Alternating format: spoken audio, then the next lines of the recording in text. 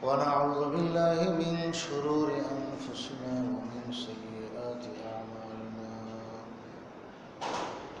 ونعوذ بالله من شرور أنفسنا ومن سيئات أعمالنا من يهده الله فلا مضل له ومن يضلل فلا هادي له ونشهد أن لا إله إلا الله وحده لا شريك له ونشهد أن سيدنا ومولانا محمدا عبده ورسوله أرسله إلى الناس كافة بشيرا ونذيرا وداعيا إلى الله بإذنه وسراجا منيرا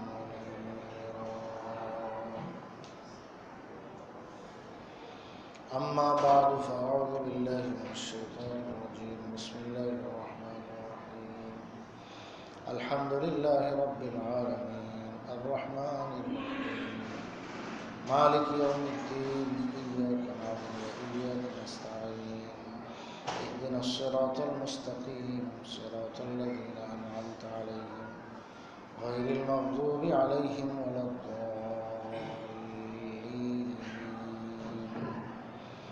آمين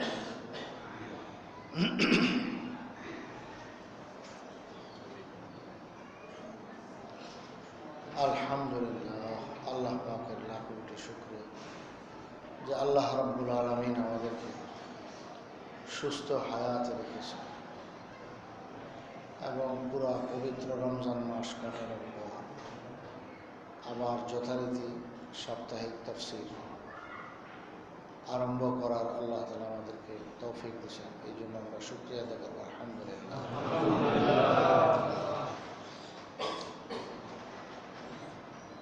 রমজান মাসের আমল কিছু করতে হয়।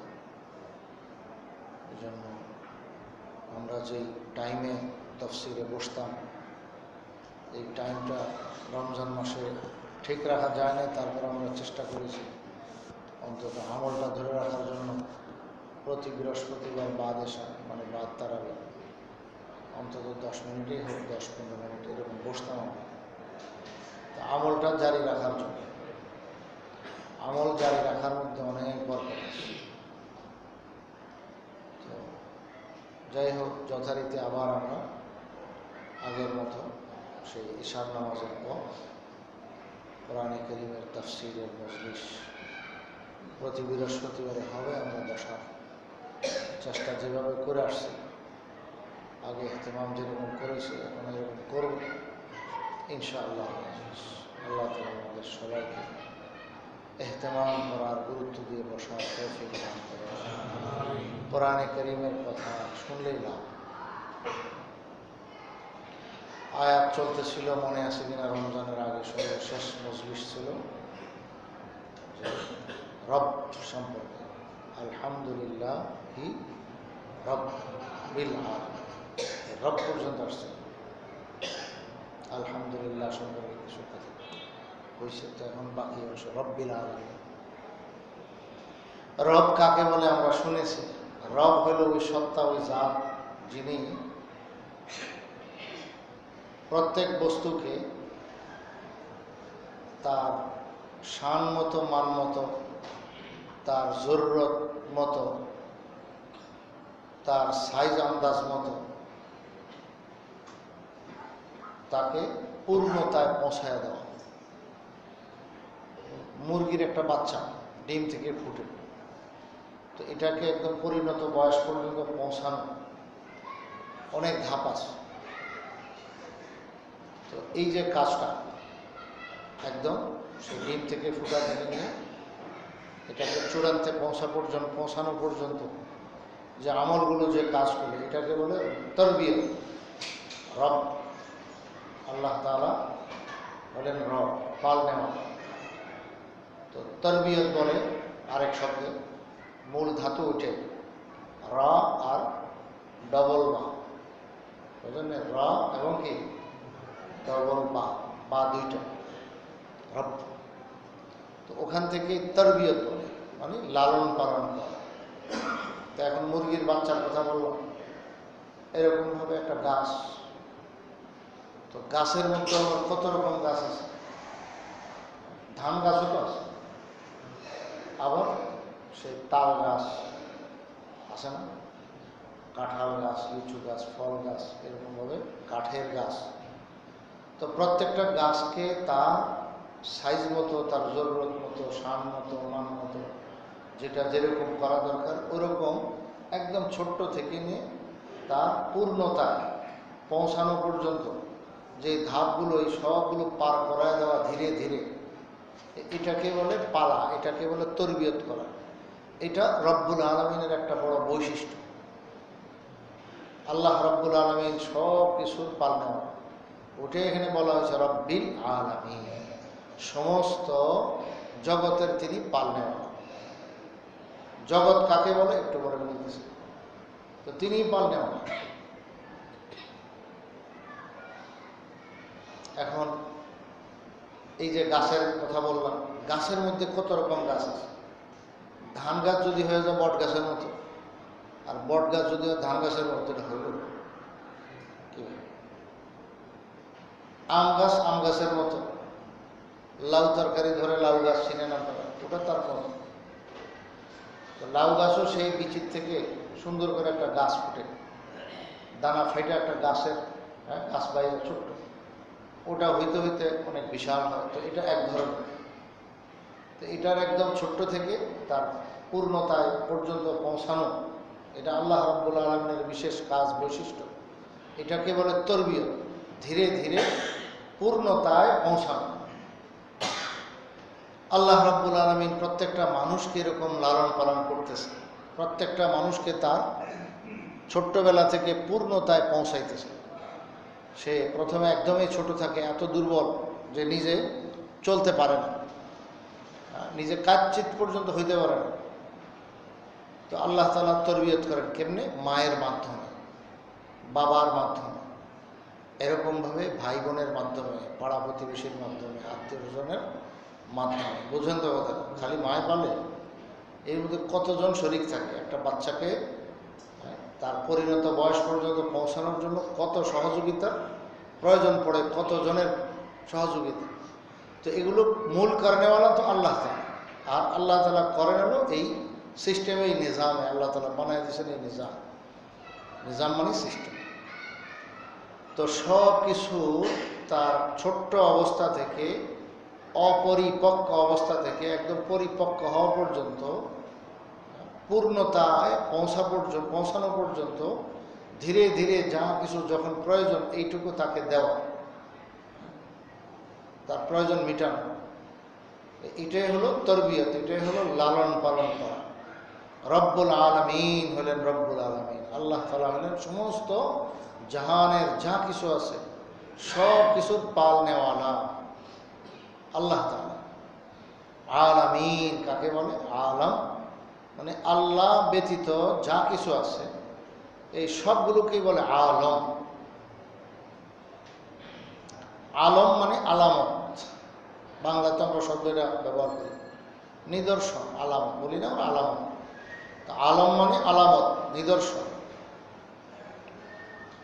তো আল্লাহ ব্যতীত যত কিছু আছে সবগুলোকে আলম বলে, নিদর্শন বলে।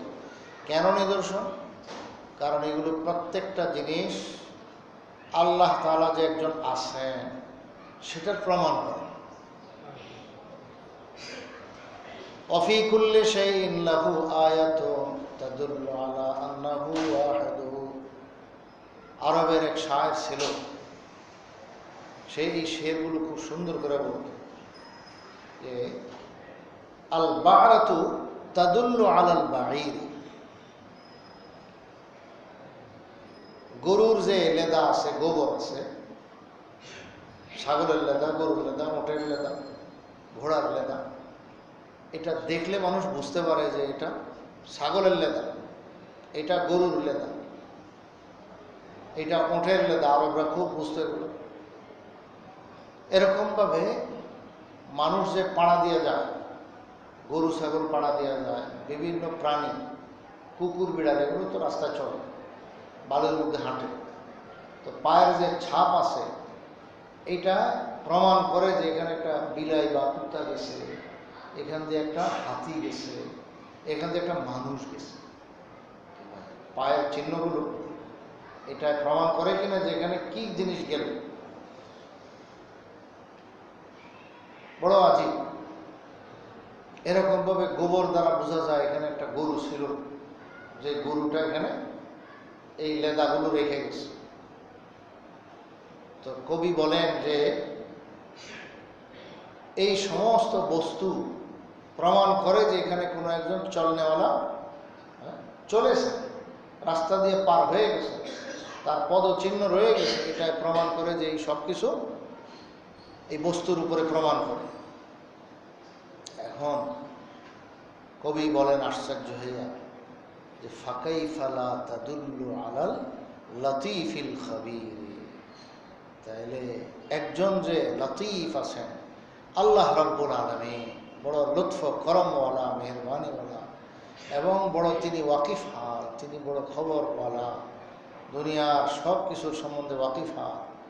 তো তিনি যে এক সত্তা আছেন, এইটা কি এই পুরা জগৎটা বোঝাবে না? অবশ্যই বোঝাবে। ওটাই বলছেন ওয়াফি কুল্লি শাইইন লাহু আয়াতুন তাদুল্লু আলা আন্নাহু ওয়াহিদ। প্রত্যেক বস্তুর মধ্যেই এমন কিছু নিদর্শন আছে, মানে বস্তুটাই নিদর্শন যে এই পুরা জগৎ এর বানানেওয়ালা, পালনেওয়ালা একজন আছেন, আল্লাহ আকবার। ইমামে আজম আবু হানিফা রাহমাতুল্লাহ আলাইহির যুগে একবার এক নাস্তিকের সঙ্গে ওনার বহেস হয়েছিল। তো সে তার দাবি হলো যে এই আসমান বলো, জমিন বলো, এগুলো সব অটোমেটিক এমনি আসে, আদিকাল থেকে অনন্তকাল থেকে আসে এবং থাকবে, বাস এরকমই চলছে, সৃষ্টি এরকমই। এটার জন্য কোনো খালেক, মালেক, বানানেওয়ালা এরকম কেউ নাই, এটার পালনেওয়ালা ভিন্ন কেউ নাই। নাউযুবিল্লাহ। তো এই হলো নাস্তিকের কথা। ইমামে আজম আবু হানিফা রাহমাতুল্লাহ তাকে জব্দ করার জন্য তার সঙ্গে বয়স করবেন, কথা বলবেন, তারিখ দিছেন। তো যে তারিখ দিয়েছেন সেই সময় মতো ইমামে আজম আবু হানিফা রাহমাতুল্লাহ পৌঁছান না, ইচ্ছা করে উনি দেরি করছেন। কথার কথা পৌঁছার কথা ছিল 12টা, উনি 3টায় পৌঁছান, 3 ঘন্টা দেরি হল। আল্লাহু আকবার। এবার বিপক্ষ নাস্তিকের দল, ওরা তো এমন রাগা রাখলো, এত গুসা করলো যে টাইম দিয়ে টাইম কথা রাখলো না। তো হুজুর বলেন, আরে আমার কি ওজোর ছিল, কি অসুবিধা হয়েছে সেটা কি শুনবেন না? পরে রাগ করেন, যাই করেন, পরে করেন, আগে আমারটা বক্তব্যটা তো শুনবেন। কি হয়েছে? আমি যখন পুরা বাড়ির থেকে রওনা দিয়েছি আপনার এই মজলিসে শরীক হওয়ার জন্য, তো পথে আসতে পরে তো বিশাল বড় এক নদী পাইলাম, সাগরের মতো নদীও না, বড়, অনেক বড়। তো এখন এই নদী নালা পার হওয়ার মতো কোনো নৌকা পাইলাম না, কোনো ব্যবস্থা নেই, আর আমি কোনো সাঁতারও জানি না। কেমনে পার হবো? হাই রে পেরেশানি, ইন্নালিল্লাহ। এই রাস্তাতে কখনো চলি নাই, এখন তো বড় টেনশনে পড়লাম, ইন্নালিল্লাহ। আপনাদের সঙ্গে ওয়াদাও হয়েছে, এখন এত বিশাল বড় নদীটা পার হবো কেমনে? সাঁতারও তো জানি না, নৌকাও তো দেখতেছি না। পরে ওখানে বসে বসে বড় ফিকির করতেছিলাম, চিন্তা করতেছিলাম যে কি করা যায়, কি করা যায়। হঠাৎ দেখি গাছের থেকে, বনের থেকে বিশাল বড় একটা গাছ সামনে এসে পড়ল। আসলে এটা উনি নাটক করতেছে, বুঝলেন? ওই বিপক্ষকে জব্দ করার জন্য নাটক সাজাইছে, আসলে কোনো নদী নালার কোনো কিছুই ছিল। আচ্ছা, ফের কি হলো? উনি দেখেন কি সুন্দর বলতেছেন, বনের থেকে দেখি বিশাল এক গাছ হাজির হয়ে গেল সামনে। আচ্ছা, তাকাই রইলাম, হঠাৎ দেখি যে এটা একদম আমনে আমনে চিরা চিরা তক্তা হয়ে গেল। আরে দেখতে না দেখতে তক্তাগুলো দেখলাম একদম সেটিং ফিটিং হওয়া শুরু হইল, নিজে নিজে রান্না হয়ে যেতেছে, নিজে নিজে জোড়া লাগতেছে। হইতে হইতে আমার সামনে একদম একটা নৌকাই তৈরি হয়ে গেল। তো ও বেচারা তো শুধু শুনে না, অনেক ফুলতে আছে, খালি কোন সময় ধরবো। স্যার একটু বক্তব্যটা শেষ করতে দেয়। আচ্ছা, ফের কি হলো? পরে দেখি নৌকা আমার সামনে হাজির, এখন আমার উঠার জন্য ইঙ্গিত করতেছে। আমি তো বাস চান্স পাইছি ভাই, এরকম কেরামতির নৌকা, জলদি উঠলাম। আর এই নৌকা আমার একদম দ্রুত এই পাড়ে পার করাই দিল। কিন্তু এই যে আমি অপেক্ষা করেছি সেই 12টার সময় আসার কথা, আমি তো 2-3 ঘন্টা আমার রাস্তায় এখানে নদীর পাড়ে বসে বসে সময়টা গেল না। যদি আইসার সাথে সাথে হইতো তাহলে তো আর এই দেরিটা হইতো না, কিন্তু এটা অনেক দেরিতে হয়েছে। তো আমি ফিকিরে করতেছিলাম যে কি করা যায় কি করা যায়, এরই মধ্যে ঘটনাটা লাস্টে ঘটলো। পরে তো আমি একদম আলহামদুলিল্লাহ আরামে নিরাপদে নৌকায় আমারে পার করাই দিলে এই পাশে এসে গেলাম, কোনো মাঝিও নাই কিছুই নেই, বস এমনি আরামসে এসে গেলাম। এইবার তো ওনার নাটক শেষ। বিপক্ষ ওনারা এমন রাগ হয়ে গেল, হায় হায় রে পাগল কোরআনের, তোমার মাথার ব্রেন ঠিক আছে? এই লোকের লোক কথা বলার কোনো অর্থ নেই। কেন ভাই কি হয়েছে? আরে এটা কোনো কথা হলো যে বনের থেকে গাছ এসে গেল, আবার নিজে নিজে চিড়ে গেলো কোনো করাত টরাত ছাড়া, এরকমভাবে আবার সেটিং ফিটিং হয়ে গেলো, আবার নিজে নিজে সব তক্তা লেগে লেগে কী হয়ে গেলো, নৌকা হয়ে গেলো। এটা কোনো কথা? তোমার মাথা ঠিক আছে মিয়া? কেন ভাই? ইমামে আজম আল্লাহ খুব ঠান্ডা মাথায় বলছেন, কেন ভাই? আরে এটা কি সম্ভব? গাছ করা ছাড়া, করাতি ছাড়া কে কাটলো? এরপর এটা আপনার সামনে কেমনে আইল? কে আনলো? কোনো ব্যতীত, আনা ব্যতীত কোনো লোক ব্যতীত কেমনে আসলো? এরপরে নিজে নিজে আবার এটা তক্তা হয়ে গেল, কোনো কথা? এরপরে তক্তা তো হলো, আবার বলে এটা নিজে নিজে ফিটিং হয়ে গেল, সম্ভব? আরে কত রান্না করা লাগে, হাতুড়ি খরচ করা লাগে, বাডাল দিয়ে কত কাটাকাটি ফিটাফিটি করা দিয়ে কত জোড়া তালির পরে যে একটা নৌকা, আর তুমি এমনি বলে হয়ে গেছে। আচ্ছা যাই হয়েছিল, শেষে আবার মাঝি ছাড়া একবারে তোমার এই পাড়ে কি ভাই নৌকাটা চালাইলো কি? এ সম্ভব নাকি এগুলো? আরে এর একটা কথা বললেও তো একজন মানুষ পাগল হওয়ার জন্য, পাগল বলার জন্য যথেষ্ট। তুমি পুরাটাই পাগলামি করলো, এটা কেমন কথা হলো? কাজে তোমার লগে তো কথা বলার আমাদের সময় নষ্ট ছাড়া কিছুই। ইমামে আজম আবু হানিফা রহমতুল্লাহ আলাইহি এত খুশি হলেন, টেবিলে থাপ্পড় দিয়ে, আচ্ছা যদি তাই হয় তাইলে আমার একটু কথা। বিপক্ষ তো ডরাই গেছে, কিরে আবার এতক্ষণ বুঝলাম পাগল পাগল, মোহন দিয়ে আবার খুব জোশে কথা বলতেছে। আচ্ছা এই ছোট্ট একটা নৌকা, এইটা যদি করাতি ছাড়া, মিস্ত্রি ছাড়া, রান্না করা ছাড়া, বাড়াল দিয়ে আরও কত কিছু, এরপরে প্যারাক ফুরাক লাগানো ছাড়া, এরকমভাবে মাঝি ছাড়া কোনোভাবে এটা হাওয়া তৈরি হওয়া এবং নৌকা এই পার থেকে ওই পার পার করানো সম্ভব না। তোমরাই বলতেছো, কথা ঠিক তো? বলছি ঠিক, মানে এটা তো এর ব্যতিক্রম তো হওয়া সম্ভব না। তাইলে এত বিরাট আসমান, এত বিরাট জমিন, এই সব কিছু এগুলো কি এমনিই চলে? এগুলোর কি কোনো মালিক নাই? এগুলো বানানোওয়ালা কেউ না, এমনি এমনি চলতেছে। এই চাঁদ আর সূর্য এই যে চলতেছে, এবং বাতাস এরকমভাবে, সূর্যের আলো এরকমভাবে, নদী নালা এরকমভাবে, গাছপালা সব ছোট থেকে বড় হইতেছে, এগুলো কাজ দিতেছে মানুষের। এগুলোর নিয়ন্ত্রণকারী কি একজন নাই? অবশ্যই অবশ্যই আছে। তোমার কথাই তো তুমি প্রমাণ করে দিলে, বাস কি আর বলবে? নাস্তিক তো উঠে উঠে দৌড়, এর লোকের কথা কইতে পারা যাবে। কথা তো ঠিক, এত ঠিকই গেল, একদম পুরো আটকাই দিল তারা। যে এত বিরাট আসমান জমিন, এগুলো কোনোদিন নিজে নিজে হইতে পারে না, একজন বানানোওয়ালা অবশ্যই আছে, সৃষ্টিকর্তা অবশ্যই আছে। তো আল্লাহ রব্বুল আলামিন তিনি হলেন সেই সত্তা, তিনি হলেন আল্লাহ, তিনি হলেন রব, তিনি হলেন রব্বুল আলামিন, তিনি সব কিছুর কারণ। আল্লাহু আকবার। আলম মানে আল্লাহ ব্যতীত জগতের যা কিছু আছে এই সব কিছুকে বলে আলম, আমরা জগৎ বলি। এই জগৎ কতগুলো? অগণিত, কেউ এটা দুনিয়া শেষ করতে পারবে না। বিভিন্ন রকমের বর্ণনা পাওয়া যায় যে আপনার আলম আর জগৎ এটার সংখ্যা কত, মানে মানুষ, পুরা দুনিয়ার সবগুলো মানুষ এক শ্রেণী, এটা একটা জগৎ। সমস্ত জিন জাতি একটা জগৎ, সমস্ত ফেরেশতা জাতি একটা জগৎ। এরকমভাবে আপনি আসেন পশু পাখির মধ্যে কত শ্রেণী আছে। আপনি ধরেন গরু, এটা সারা বিশ্বের যত গরু আছে সব একটা জগৎ।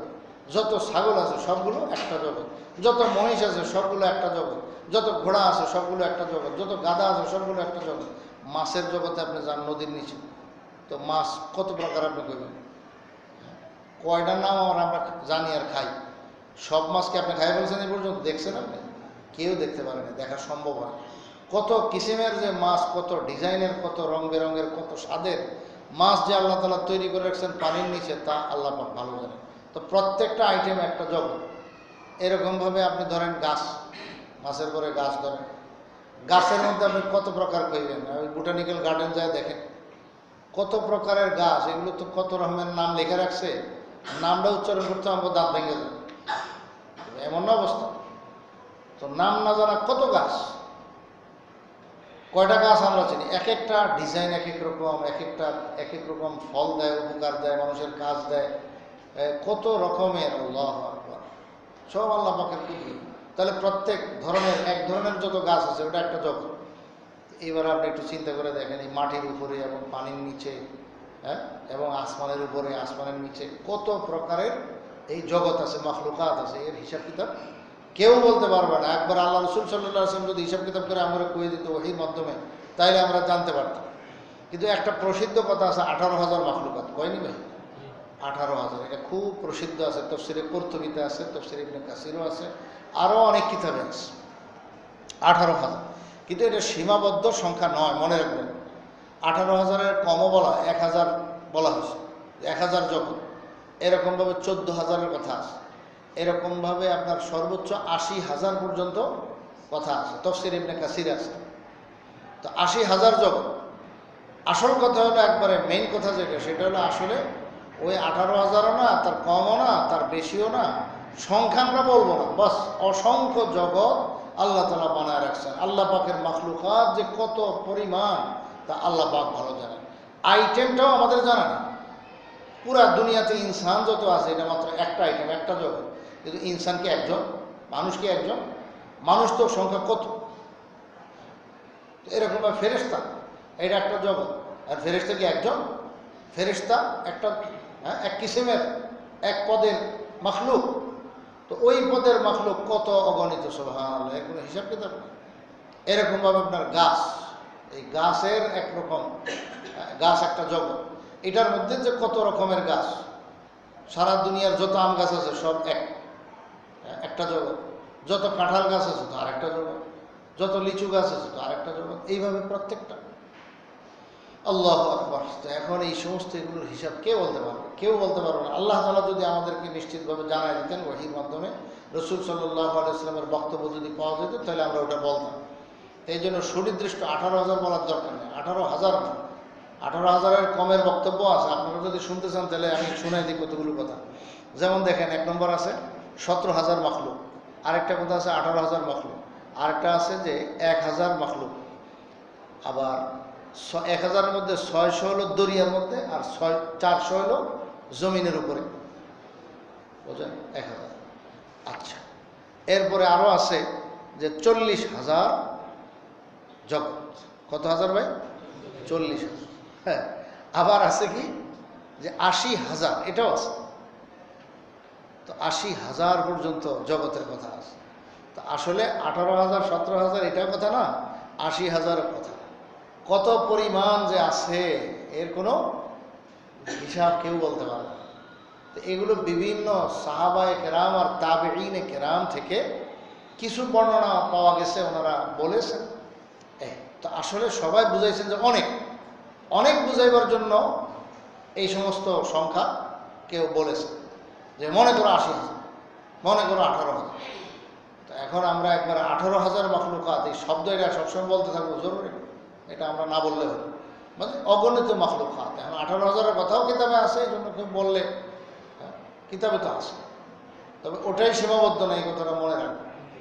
আম্বিয়া কেরাম আলাইহিস সালামের সংখ্যাটাও তো সঠিকভাবে আমাদের কাছে জানা নেই, লক্ষাধিক বলতে হবে। কোনো বর্ণনা আছে 1,24,000, এটা মুসনাদে আহমদে আছে, মেশকাত শরীফের 511 নম্বর পৃষ্ঠায় আছে, মেশকাত শরীফ পুরানা কপির মধ্যে ওখানে আছে মুসনাদে আহমদের রেফারেন্স, এবং হাদিসটা ঠিকঠাক আছে। তো 1,24,000 পয়গম্বর। এখন আসলে এর বেশিও কথা পাওয়া যায়, এই জন্য সীমাবদ্ধ করা ঠিক হবে না।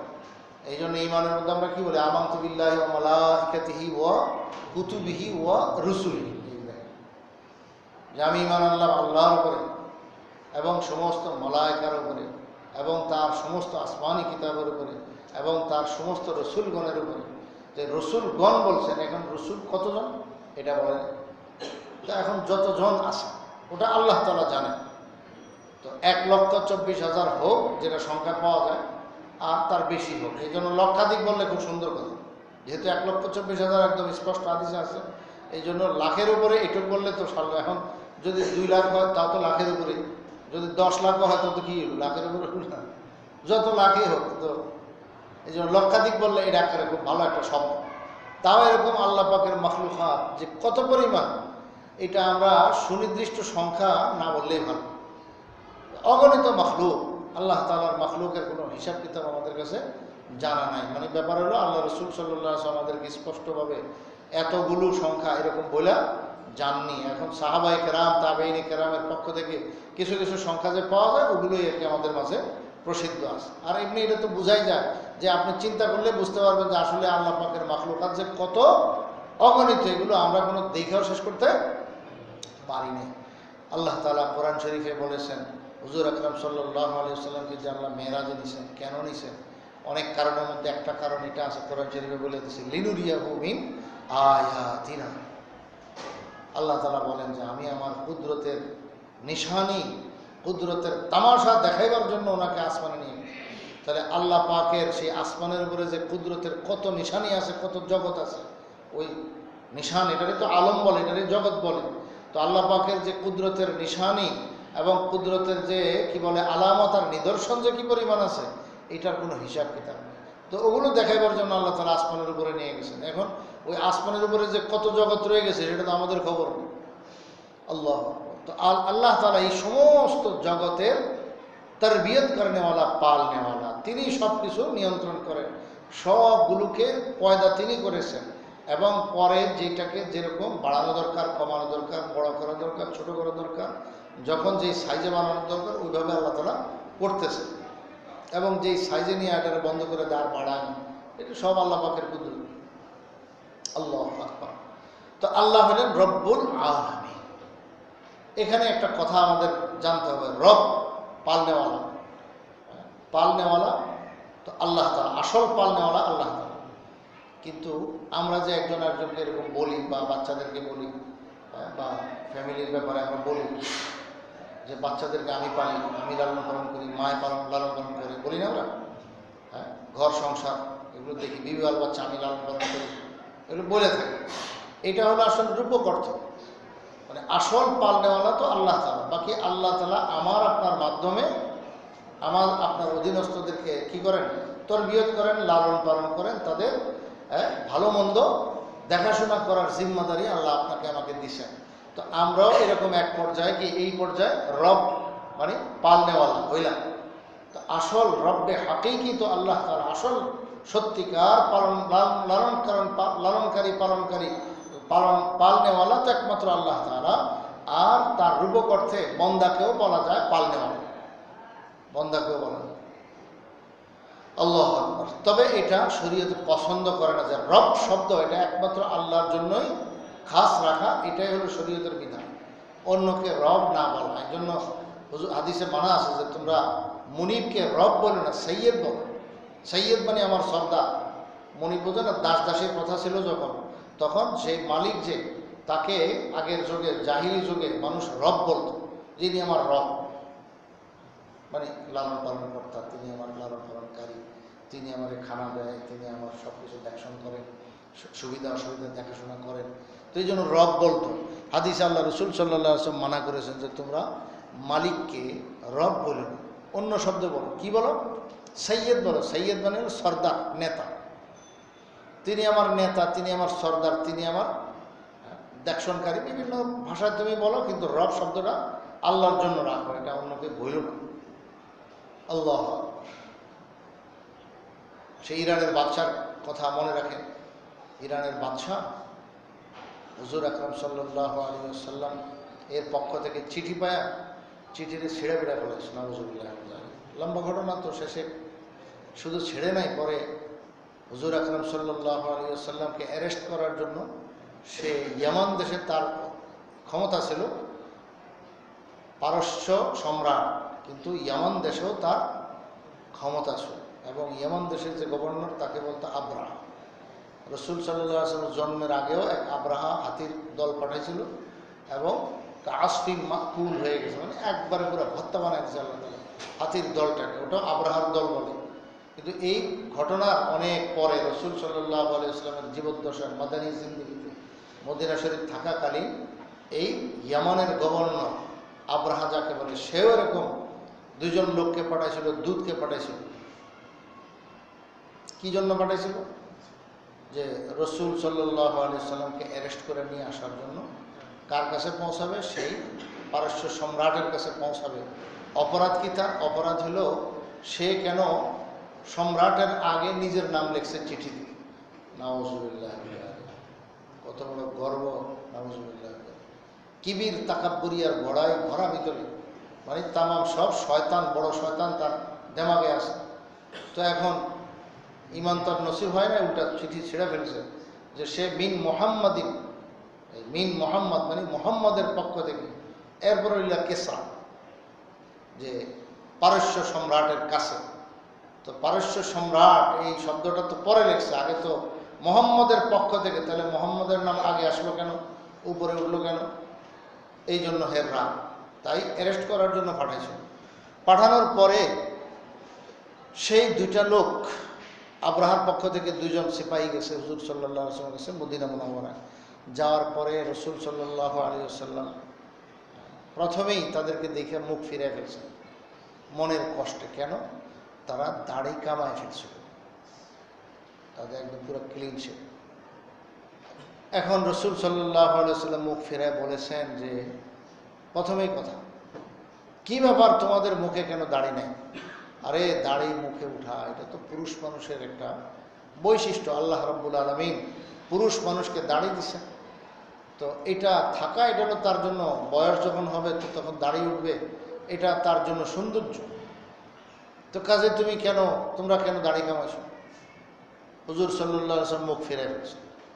পরে ওরা বলছে যে আমাদের রব আমাদেরকে আদেশ করেছেন দাড়ি কাটতে এবং নিষেধ করেছেন দাড়ি রাখতে। এদের রব এদেরকে নিষেধ করছে, এদের রব এদেরকে অর্ডার দিয়েছে দাড়ি কামানোর জন্য। বোঝেন রব কারে কইছে? ওই পারস্য সম্রাটকে রব বলেছে। হুজুর আকরাম সাল্লাল্লাহু আলাইহি ওয়াসাল্লাম মুখটা ফিরে বলছেন, ওয়ালাকিন আমারানি রাব্বি আন আফা আল-লুহা, না শব্দটা আন আফা আল-লুহা, যে আমার রব তো আমাকে আদেশ দিচ্ছেন যে আমি যেন দাড়িকে মাফ করি। মাফ করি মানে ছেড়ে দে, দাড়িতে হাত না দিই, না কাটি, না কামাই। তো আমাকে বলছেন যেন আমি দাড়ি বড় করি, দাড়িতে হাত না দিই, মানে না কামাই। তো আমার রব আমাকে এটা আদেশ করেছে। তা আমারানি রব্বি বলছেন। তাদের মোকাবেলায় এখানে রসুল সাল্লাল্লাহু আলাইহি ওয়াসাল্লাম শব্দ রব বলেছেন। রব মানে এনেকে আল্লাহ, এবং তাদেরকে বুঝাই দিয়েছেন কমবক্ত, তোদের রবও বুঝ আর আমার রবও বুঝ। তোদের রব হলো সেই নাউজুবিল্লাহ, সেই কেসরা সম্রাট, ইরানের বাদশাহ, আগুনের পূজা করে, নাউজুবিল্লাহ, আগুনকে খোদা মনে করে, এবং সে যা ইচ্ছা তাই করে, ফিতরতের উল্টা। নেচার যেটা মানুষ এর আছে, একদম স্বাভাবিক জীবন, স্বাভাবিক গতি, মানুষকে আল্লাহ যেভাবে সৃষ্টি করেছেন, মানুষকে আল্লাহ তাআলা দুনিয়াতে যেভাবে রাখছেন, সেই সৃষ্টির নিজামের বিপরীত জিনিস, সেটা তবু সেই বাদশাহ শিকার তারা রব করতেছ, উল্টা পুল্টা। কোরআন শরীফ বলছেন লা তাবদিলা লিখালকিল্লাহ, যে আল্লাহ তাআলার মাখলুকের যে সৃষ্টির নিজাম আছে, এই নিজামের ব্যতিক্রমটা তোমরা কোনোদিন পাবে না। কোনো এক জায়গায় আছে ফালা ইউগাইয়িরুনা খালকাল্লাহ, শয়তানের ব্যাপারে, ইবলিসের ব্যাপারে বলেছেন আল্লাহ তাআলা যখন শয়তানকে একদম রহমত থেকে মাহরুম করে দিয়েছেন, মালউন আর অভিশপ্ত করে দিয়েছেন, শয়তান কসম খেয়ে নিয়েছে যে আমি আপনার বন্দাদেরকে গুমরা করবো, আমার একটু সুযোগ দেন। তো আল্লাহ তাআলা সুযোগ দিয়েছেন। তখন ওখানে সে বলছিল যে দেখবেন আমি তাদেরকে একদম লাউগিয়ান্নাহুম, আমি তাদেরকে বড় গুমরাহ করব, পথ ভ্রষ্ট করব, অনেক কিছু করব, অনেক রকমের মনে ওয়াসওয়াসা দিব। ফালা ইউগাইয়িরুনা খালকাল্লাহ, আল্লাহ আপনার যে সৃষ্টির নিজাম আছে, সৃষ্টি যেভাবে আপনি রেখেছেন, এর ব্যতিক্রমটা তারা ঘটায় দেবে। তাগয়িরু খালকিল্লাহ মানে আল্লাহ যে সুরত দিচ্ছেন, সেই সুরতটাকে বিগড়ায় ফেলবে। মুফাসসিরিনে কেরাম এখানে বলেন, আল্লামা শাব্বির আহমদ উসমানী রহমতুল্লাহ আলাইহি, শেখ ওলীদ রহমতুল্লাহ আলাইহি, শেখ ফওয়াদ উসমানীর মধ্যেও বলেছেন যে এখানে যেন দাড়ির কথাটাই বলা হয়েছে, তাগয়িরু খালকিল্লাহ হলো দাড়ি কামানো। দাড়ি কামাইলে মানুষের সুরতটা বদলায় গেল। এটা আল্লাহ পাক যে সুরত দিয়েছেন তাকে পুরুষ হিসাবে, সেই সুরতটা সে বদলায় গেল। কেউ রাগটা করেন না আমার ভাই, মাসলা বলতেছে। এখন মাসলা জানলেই তো রাখবেন। অনেক সময় মানুষ মনে করে যে দাড়ি রাখা সুন্নত, এই জন্য আমার কত সুন্নতে ছুটে। খানার সময় দস্তরখান, এটাও তো সুন্নত, আমরা অনেক সময় আমল করি না, ছুটে যায়। এরকম মসজিদে ঢুকার সময় কতগুলো সুন্নত আছে, তো কত সুন্নতের ছুটে যায়। নামাজ পড়ার মধ্যে ফার্স্ট টু লাস্ট কতগুলো সুন্নত আছে, তো কয়টা সুন্নত ইহতেমাম করি, কত সুন্নতে ছুটে যায়। এরকম দাড়ি কামানো এটা একটা সুন্নত, ছুটলো আর এরকম আমরা মনে করি। না ভাই, এটা ভুল কথা। এটা সুন্নত না, এটা আসলে ওয়াজিব। ওয়াজিব আর ফরজ আমলের মধ্যে একই, মানে এটা ফরজ আর কি আমল, এটা বহুত জরুরি। এবং কাটা হলো হারাম। হারাম বুঝেন তো, কবিরা গুনাহ। চুরি করা যেন কবিরা গুনাহ, জেনা করা কবিরা গুনাহ, হ্যাঁ কি ভাই ঠিক না? সুদ খাওয়া কবিরা গুনাহ, ঘুষ খাওয়া কবিরা গুনাহ, হ্যাঁ অন্যের মাল এরকম ভোগ করা কবিরা গুনাহ, জুলুম করা কবিরা গুনাহ, আরেকজনের জায়গা দখল করা এটা কবিরা গুনাহ। এগুলো যেরকম সব কবিরা গুনাহ, এরকম দাড়ি কামানো এটাও একটা কবিরা গুনাহ। তো এটার সুন্নত কয় কেন? সুন্নত কয় শুধু নবী করিম সাল্লাল্লাহু আলাইহি ওয়াসাল্লামের তরিকা হিসাবে। নবীজির তরিকা ছিল দাড়ি রাখা, এই জন্য এটার সুন্নত বলে। নবীজির যে কোনো পথ পদ্ধতি তরিকা নিয়ম যেটা আছে ওটাকে বলে কি? সুন্নত। যেমন দৈনিক 5 ওয়াক্ত নামাজ পড়া সুন্নত, নবীজির সুন্নত। তো এখন দৈনিক 5 ওয়াক্ত নামাজ পড়া সুন্নত যে আপনি বলেন, এখানে সুন্নত মানে কি নামাজটি সুন্নত হয়ে গেছে না ফরজ? নামাজ তো ফরজ। জুমার নামাজ, জুমার দিনে জুমার নামাজ, খুতবা, এগুলো নবীজির সুন্নত। তো সুন্নত এই জন্য ছেড়ে দেবেন? অথচ খুতবা হলো ওয়াজিব, জুমার নামাজ ফরজ, পড়তে হবে। তো এরকম নবীজির তরিকাকেই বলে সুন্নত। সুন্নত শাব্দিক অর্থ হলো পথ, পন্থা, তরিকা, নিয়ম। তো রসুলের পদ্ধতি, রসুলের নিয়ম, এই হিসাবে শুধু এটাকে কি বলে? সুন্নত বলে। এটা আর অন্য কোনো হিসাব না। তাইলে এটার বিধান, শরীয়তের বিধান হলো আসলে ওয়াজিব। ওয়াজিব আর ফরজ একই কথা। তাহলে আমল এটা বহুত জরুরি। এবং কাটা হলো কবিরা গুনাহ, মস্ত বড় গুনাহ। হুজুর সাল্লাল্লাহু আলাইহি সাল্লাম এই ব্যাপারে বহুত শক্ত শক্ত কথা বলেছেন। এবং রসুল সাল্লাল্লাহু আলাইহি সাল্লাম এখানে তাদেরকে দেখে মুখ ফিরে ফেলছেন এবং বলছেন, আমার রব তো আমাকে আদেশ করেছেন দাড়িকে বড় করানোর জন্য, এবং কাটতে আমার রব আমাকে নিষেধ করেছেন। তো আমি তো দাড়ি কাটি না, কামাই না, এবং দাড়িকে বড়ই করি। আমার রবের কথা মতো আমি চলি। এবং অজুর মধ্যে পর্যন্ত এই ঘটনাটা স্মরণ করানো হয়। অজুর মধ্যে মশলা হলো যে যখন দাড়ি সে খেলাল করবে, দাড়ি যদি ঘন হয় তাহলে আর ভিতরে একদম পানি ঢুকাইতে হবে এমন না, ধুইতে হবে এমন না, বরং আপনার চেহারার সীমানার ভিতরে যেটুক আছে দাড়ি উপর দিয়ে এইটুকুর মধ্যে পানি দিয়ে ধুয়ে ফেললে হয়ে গেল। আর ভিতরে পৌঁছানো জরুরি না, সুন্নত। কেমনে পৌঁছাবে? হাতের তালুতে পানি লইয়া এইভাবে থুতনির নিচে ধইরা ছেড়ে দিবে। তো ছেড়ে দিলে তো পানি পড়ে গেল। এখন খেলাল করবে। খেলাল কেমনে? ভিতর থেকে এভাবে, এমনি না। এমনি করলেও হইল, কিন্তু আসল তরিকা যেটা রসুল সাল্লাল্লাহু আলাইহি ওয়াসাল্লাম শিখাইছেন, অজুর সময় এইভাবে ভিতর থেকে আঙ্গুল ঢুকায়া এরপরে লাড়াছাড়া দিয়ে এইভাবে বাইর করে দেবে। এই সময় শেখানো হয়েছে যে আঙ্গুল ভিতরে ঢুকায়া বা যখন লাড়াছাড়া দিয়ে বাইর করবে তখন কি বলবে? হা কাদা আমার আনি রব্বি। কি সুন্দর কথা, যে আমার রব তো আমাকে এইভাবেই আদেশ করেছে। দেখছেন কি সুন্দর কথা। মানে আমার রব আমাকে দাড়ি রাখতে বলেছেন, এরপরে উজু করতেও আমার রব বলেছেন। আবার উজু করার পরে উপর দিয়ে দাড়ির অংশ খালি ধুয়ে ফেলো, আর ভিতরে পৌঁছাইবার জন্য হাতের তালুতে পানি নিয়ে এখানে ছেড়ে দাও, আর এইভাবে করো। এই সবগুলো আমার নিয়ে রব্বি, আমার রব আমাকে আদেশ করেছেন, শিখিয়েছেন।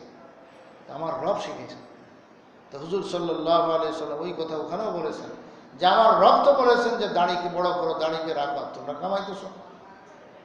নাউজুবিল্লাহ। তো এটা মস্ত বড় গুনাহ, কবিরা গুনাহ। এখন ভাই এটা এত বড় কবিরা গুনাহ যে এটাকে সবসময় লাগাতার আছে। এটাকে কেউ যদি গুনাহ না মনে করে তাহলে কিন্তু ঈমান থাকে না, এটা মুসিবত। গুনাহকে গুনাহ মনে করে এটা কিন্তু ঈমানদারি। আর গুনাহকে কেউ যদি হালাল মনে করে তো এটা কুফরি, এটা মনে রেখে। একজনে ফজর পড়ে না, ঘুমের তুলে যদি জিজ্ঞেস, এই নামাজ পড়লি না? ভাই আমার আসলে অলসতা হয়ে গেছে, গাফিল, পড়বো। আজ হ্যাঁ বেটা নামাজ আবার কিসের? নাউজুবিল্লাহ। কিসের নামাজ? নামাজ ফরজ না, আমি মানি না নামাজ ফরজ। নাউজুবিল্লাহ। এর ঈমান থাকবে? বলেন, ঈমান থাকবে না। তাইলে ফরজকে ফরজ মনে করা, ওয়াজিবকে ওয়াজিব মনে করা, এটা হলো ঈমানদারি। আর এটা অবহেলা করা, মানে হলো এটাকে অস্বীকার করা, যে না এটা ফরজ বলে আমি মনে করি না, এটা ওয়াজিব বলে আমি মনে করি না, কিন্তু ইমানদারির পরিপন্থী, এটা কুফরি। তো এই জন্য দাড়ি রাখা এটা ওয়াজিব, এটা আপনার মাসলা জানতে হবে, এটা হলো ইমানদারি। এটার মধ্যে যদি আপনি শিথিলতা আসে, গাফলতা আসে, তাহলে সেটা আপনি যখন ইস্তেগফার তওবা করবেন তো মাপ পাওয়া যাবে। কিন্তু কেউ যদি মনে করে যে দাড়ি রাখা ওয়াজিব না, তা এটা মারাত্মক, এটা কুফরি, এবং এটার কারণে তার জাহান্নামে যাওয়া লাগে। কবিরা গুনাহ মানে কি? জাহান্নামে যাওয়া লাগে। তওবা করার আগে যদি মারা যায় তাহলে সে জাহান্নামে যাওয়া লাগে। হ্যাঁ, আল্লাহ যদি মাফ করেন সেটা আরেক কথা। আহলুস সুন্নাত ওয়াল জামাতের আকীদা এটাই, যে আল্লাহ তাআলা কবিরা গুনার কারণে বিনা তওবায় মারা গেলে জাহান্নামে দিবেন। তবে আল্লাহ তাআলার ক্ষমতা আছে মাফ করার, কোনো কারণে মাফ করলে সেটা আল্লাহ পাকের ভিন্ন হিসাব কিতাব। কিন্তু আসল যে আল্লাহ পাকের নিয়ম সেটা হলো জাহান্নামে যাওয়া লাগবে। প্রত্যেকটা কবিরা গুনাহ এরকম। তো এই জন্য আমরা এই দাড়ির ব্যাপারে মাসলা ভালো করে বুঝে নিই এবং রাখার ইহতেমাম করি। প্রত্যেককে আল্লাহ তাআলা তৌফিক দিলে ইনশাআল্লাহ রাখা হবে। কেউ দাড়ি রেখে এরকম আপনার ভাব দেখালে হবে না যে আমি বহুত বড় বুজুর্গ হয়ে গেছি, আমি দাড়ি রাখতেছি না। আরে আল্লাহ মাফ করেন, আপনি যদি আল্লাহ পাকের কাছে হেদায়েত তৌফিক তলব না করেন, কোন সময় ভূত সওয়ার হবে মাথায়, কোন সময় শয়তান মুসাল্লাত হবে, আল্লাহ আমাদের হেফাজত করেন। এই জন্য যে দাড়ি রাখছে তারও ভয় আছে যে কোন সময় আবার কোন শয়তানের ফাঁদে পড়ে কি করে। আবার যে দাড়ি রাখে নাই তার প্রতি খারাপ ধারণা করা যাবে, আরে সে দাড়ি রাখে না, কিন্তু রাতের অন্ধকারে সে হয়তো আফসোস করে এবং কান্নাকাটি করে যে হ্যাঁ আমি তো অন্যায় করতেছি, আমার হয়তো আমার অন্যায় হইতেছে, সে মনে করে নিজ করতে। ওটা তো আপনি দেখেন না, তো কাজে তাকে কেন খারাপ বলবেন? তো এই জন্য কাউকে কোনো লজ্জা দেওয়ার জন্য বলা হয় না। মাসলা বলতে হবে, এটা ইমামের দায়িত্ব, খতিবের দায়িত্ব, ওলামায়ে কেরামের দায়িত্ব, জিম্মাদারি আমাদের আছে। এই জন্য মাসলা আলোচনা মুযাকারা করতে হবে। কাজেই এখানে আমরা নিয়ত করতে পারি যে ইনশাআল্লাহ দাড়ি কামানোর যে অপরাধ গুনাহ এটা বাদ দিয়ে দিব। বাস এই মুহূর্তে মনে মনে দিলে যদি তওবা করি যে আমি আর করবো না, তাহলে বাস তওবা হয়ে গেল। আর এটা মনে রাখবেন, এটা এমন একটা গুনাহ, চোরে চুরি করে যতক্ষণ এতক্ষণ সে চোর থাকে, এতক্ষণ সে গুনাহটা হইতেছে। কিন্তু দাড়ি কামানো এটা একটা সব সময় আছে। দেখেন চোরে ঘুমায় থাকলে কিন্তু চুরি করতে আসে, অপরাধী অপরাধ কিন্তু ঘুমের মধ্যে করে না, ঘুমায়। কিন্তু যে বেচারা দাড়ি কামাইছে তার ঘুমন্ত অবস্থা সে অভিশপ্ত, আল্লাহ পাকের অভিশাপ তার উপরে আসে। এমন কি ভাই কি বলবো, নামাজের সেজদারত সেজদা দিয়ে রাখছে, সবচেয়ে আল্লাহর নৈকট্য লাভ হয় সেজদার মাধ্যমে। ওইখানেও তো এই দাড়ি না থাকার কারণে তার উপরে অভিশাপ আছে না নাই? আছে। এটা এমন মারাত্মক। কেন যে ভাই আমাদেরকে বিজাতিরা এমন জিনিস শিক্ষা দিল যে বাস দাড়ি কামাও, দাড়ি কামাও, দাড়ি কামাও, দাড়ি কামাও। আমরা মুসলমান, এই দেশ মুসলমানের দেশ, কিন্তু সবাই এরকম করে। ভাই প্রত্যেকে নিজের হিসাব করে, আরেকজনে কি বলবে এটা দেখেন না, আরেকজনে কি বলবে এটা আমাদের দেখার বিষয় না। আমি আমার জবাব দিতে হবে। আমার এই মুহূর্তে যদি মালাকুল মউত আসে তাহলে আমি কি করব? শরীয়তের মাসালা এটা। এবং অনেকে মনে করেন যে একটু একটু রাখলে আধা ইঞ্চি 1 ইঞ্চি কোনো রকম চামড়াটা রাখা গেলে বুঝি হয়ে গেল না। ভাই এগুলো ভুল কথা, ভুল তথ্য। আল্লাহ এই সমস্ত মানুষদেরকে হেদায়েত নসিব করেন যারা এই গলত কথা বলে। দিন শরীয়ত এটা নতুন কিছু না, এটা 1500 বছর ধরে পুরান। এবং সাহাবায়ে কেরাম সবাই দাড়ি রাখতেন। আজ পর্যন্ত এই উম্মতের যারা নেক মানুষ, প্রত্যেকটি মানুষ নেক মানুষ এরকম দাড়ি রেখে আসতেছে। এটাকে বলে আমলে মুতাওয়ারাস। এটা সুন্নতে মুতাওয়ারাস। মানে রাসূল সাল্লাল্লাহু আলাইহি ওয়াসাল্লাম যুগ থেকে আজ পর্যন্ত ধারাবাহিকভাবে এই আমলের উপরে সবাই, সমস্ত পুরুষ মানুষ, সমস্ত মুসলমানগণ এটার উপরে আছে। আরও আশ্চর্য হবে, কাফেররা পর্যন্ত দাড়ি রাখত। আবু জাহেলের যে সুন্দর লম্বা দাড়ি ছিল, হযরত আব্দুল্লাহ ইবনে মাসউদ রাদিয়াল্লাহু তাআলা আনহু তারে শেষমেশ তার কল্লা কাটতে গেছিল। বদরের যুদ্ধে ঘটনা আছে, বুখারী শরীফে আছে ঘটনা। হুজুর সাল্লাল্লাহু আলাইহি ওয়াসাল্লাম যুদ্ধ শেষে বলতেছেন বদরের যুদ্ধে, আচ্ছা তোমরা কে আসো একটু আবু জাহেলের খবরটা নিবা, যে তার কি আসলে কিছু মরল না মাসুম না কি অবস্থা আছে। আব্দুল্লাহ ইবনে মাসউদ রাদিয়াল্লাহু আনহু বহুত প্রসিদ্ধ সাহাবী, লাভ দিয়ে উঠে ইয়া রাসূলুল্লাহ আমি খবর নিতেছি। আচ্ছা যাও তো।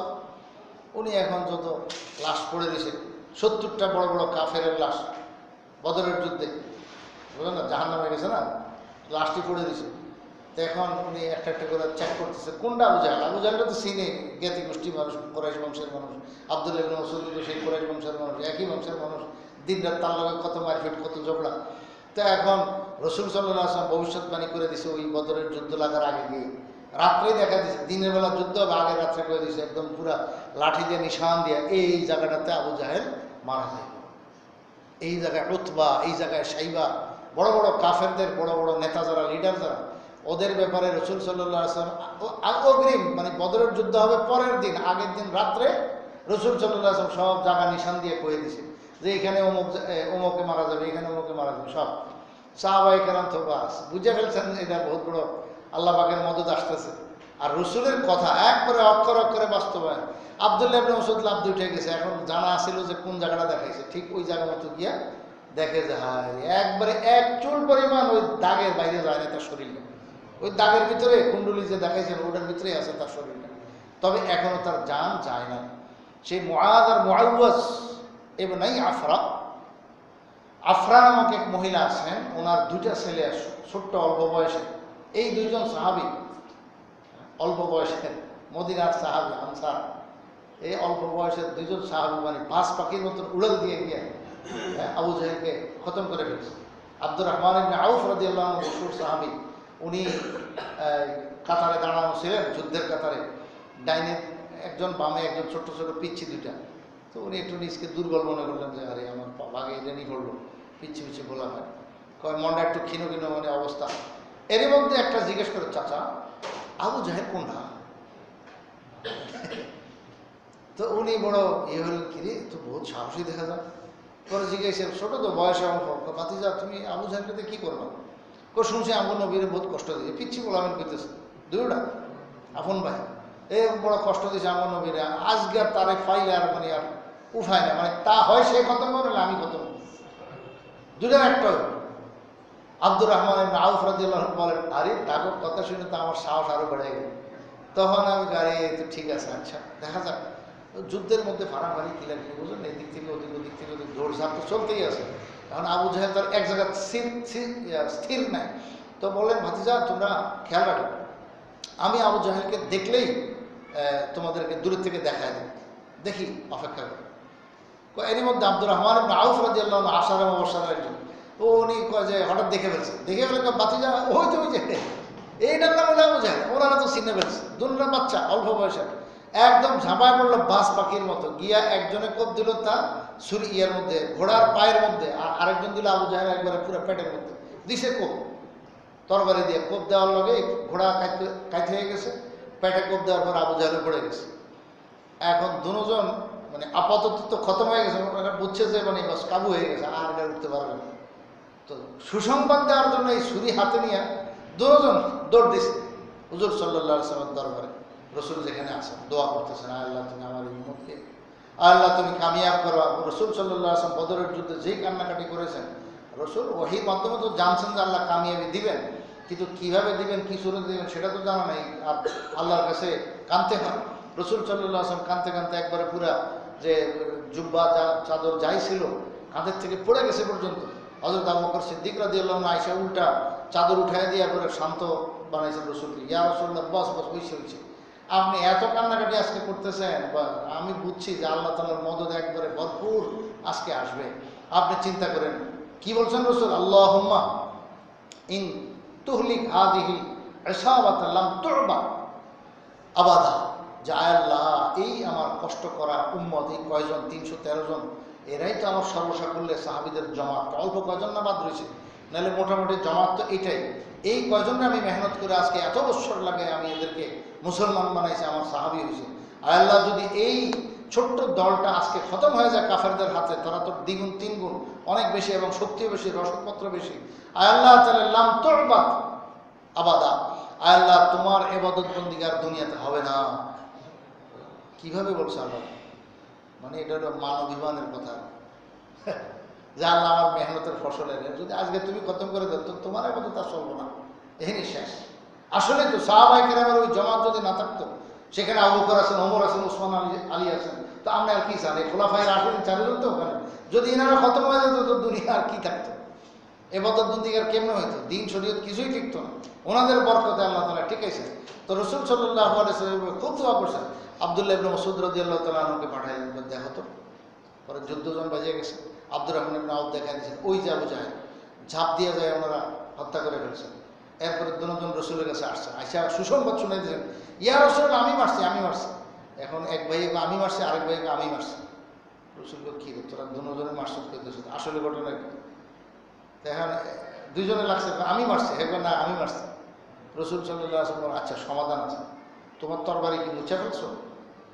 না ইয়া রসুল, রক্ত মাখা আছে, এই দেখেন আমি ঘোড়ার পায়ে কোপ দিছি বলে না, হ্যাঁ সুযোগ পেয়েছে আবু জাহেলের ফেটে কোপ দেওয়া লাগে, বুঝলেন না? তো তুমি কি ছুরি মুছে ফেলছো? না না এই মুছি নেই। তো পরে দুজন দেখাইছে, ইয়া রসুল এই দেখেন রক্ত মাখা। রসুল সাল্লাল্লাহু আলাইহি ওয়াসাল্লাম বলছেন, হ্যাঁ কেলা কুমা কাতাল তুমি, বাস তোমরা দুজনই আসলে কতল করেছো আবু জাহেল। তো দুজনকে আবু জাহেলের কাতেল এবং হত্যাকারী হিসেবে রসুল সাল্লাল্লাহু আলাইহি ওয়াসাল্লাম ঘোষণা দিয়ে দিছে। তো আসলে তো দুজনেই তো, দুইজনে মিলেই তো হয়েছে ঘটনাটা, নাহলে তো হইতো। তো যাই হোক, পরে দুজনকে সুসংবাদ শোনাই দিয়েছেন। এখন আপাতত তো সে কাবু হয়ে গেছে, ময়দানে পড়ে গেছে। আব্দুল্লাহ ইবনে মাসউদ রাদিয়াল্লাহু আনহুকে পাঠালেন যে শেষ মুহূর্তে, দেখো তো তার কি অবস্থা। হুজুর সাল্লাল্লাহু আলাইহি ওয়াসাল্লামের কথা শুনে উনি দিলেন দৌড়, যাইয়া কালকে রাত্রে যেই জায়গা দেখাইছেন একবার ওই জায়গার ভিতরে এক চুল পরিমাণে দরজার হয় না, রসুলের ভবিষ্যৎবাণী এমন বাস্তবায়ন হয়েছে। হযরত আব্দুল্লাহ ইবনে মাসউদ তারে দেখে একদম দেহে লড়াচড়া দিয়ে উঠছে, এখনো দম যায় না। লাফ দিয়ে সে আব্দুল্লাহ ইবনে মাসউদ রাদিয়াল্লাহু আনহু তার আবু জাহেলের বুকের উপরে বসছে পরে এখন সে কথা বলতেছে, এখনো তার দম যায় না। তুই আমার বুকের উপরে বসছ, কি খেয়াল তোর এখন? তুই বুঝতেছ না আবু জাহেল কি করবো? বুঝছি, আমার মনে হয় গলাটা কল্লাটা কাটবে না।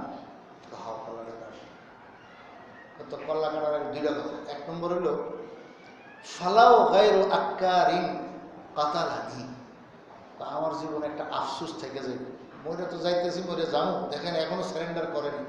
ফেরাও তো মরতে লেসে ঘরে কয় আমাম তুমি রব্বে মুসা হারুন, আল্লাহ রে তোমার ঘরে ইমান আল্লাহ, মুসার রব হারুনের রবের ঘরে ইমান আল্লাহ। এখানে স্যারেন্ডার করছিল, যদিও তার স্যারেন্ডারিটা আল্লাহ মঞ্জুর করে না, যেহেতু আখিরাতের আযাব গজব দেখার পরে তার যেটা চাক্ষুষ থেকে বিশ্বাস করছে, ওটার নাম তো ইমান না, ওটা তো চাক্ষুষ চোখে দেখা। ইমান তো না দেখে নবীর কথা অনুযায়ী বিশ্বাস করে, হ্যাঁ ওটার নাম ইমান। তো এখন ওখানে তবুও স্যারেন্ডার করছিল, আর এই কম বক্ত মরিয়া যাইতেছে তখনও স্যারেন্ডার করেনি। সে বলে কি যে আমার দুইটা কথা, এক নম্বর হলো একটা দুঃখ যে আমি যদি আমার জ্ঞাতি গোষ্ঠী ভাইদের লোকে মারামারি করে মরতাম, মানে হলো কুরাইশ বংশের মানুষদের হাতে মরতাম, তো মহাজের সাহাবায়ে কেরাম তাদের হাতে মরতাম তো ভালো ছিল। কিন্তু আফসোস লাগে মদিনার এই ছোটো ছোটো দুইটা ফোলা হয়, এই কৃষকদের মানে ঠেস লাগায় কথা বলছি, তো কৃষকদের ফোলা হয়, বুঝলেন না? মদিনায় আবার কৃষিকাম ভালো চলতো। মক্কাবাসী তো হলো মহাজের, ওনারা হলেন যে আপনার ব্যবসায়ী শিল্পপতি, আর ইনারা হলেন মদিনাবাসী হলেন যে খেত খামার, এগুলো ওনারা খুব করতেন। তো যাই হোক, সে কৃষক বলছে, এবং কৃষকের ফুত যে কৃষকের দুইটা ফুতে আমারে মারলো, মানে আনসারি দুইজন লোক এরকমভাবে মারলো, তাদের হাতে মারটা খেলাম, এইটা একটা আমার মনের দুঃখ রয়ে গেল। মানে কুরাইশ বংশের বড় মানুষের হাতে মারতাম তো মরণটা সার্থক হবে। দেখেন কম বক্ত মরে যায়, তারপরেও কয় যে আমি বড় মানুষের হাতে মারিটা খেলে আমার কি সার্থক হয়েছে, নাউজুবিল্লাহ। এই বিষয়ে একটা কথা। দুই নম্বর কথা হলো কয় যে তুমি যে আমার বুকের উপর বৈশ করলা তো কাটবা, একটু উঁচা করে কাটবা, বুঝলেন না? মানে হলো একবারে পুরা গলার নিচ থেকে, এদিক দিয়ে তো কাটাবে, এদিক দিয়ে কাটবে একটু নিচে। হযরত আব্দুল্লাহ ইবনে মাসউদ রাদিয়াল্লাহু আনহু তার বক্তব্য শুনে একবারে হয়রান যে আল্লাহ নাউজুবিল্লাহ, এ মরতেছে তার কল্লা এখন আমি কাটবো, এখন সেই কথা প্রস্তাব দিয়েছে, ব্যাপারটা কি? পরে জিজ্ঞেস করছে, ওরা বুঝছে, সে উত্তর দিয়েছে, কয় দেখো আমি বুঝছি মোহাম্মদ এখন আমগো সবার মাথাটি কল্লাটি একখানে করবো, তো একখানে করলে আমরা যারা মরছি নাউজুবিল্লাহ এক হইতেছে, সবার মাথাগুলো একখানে রাখলে আমার মাথাটা যাতে উষা দেখা যায়, নাউজুবিল্লাহ।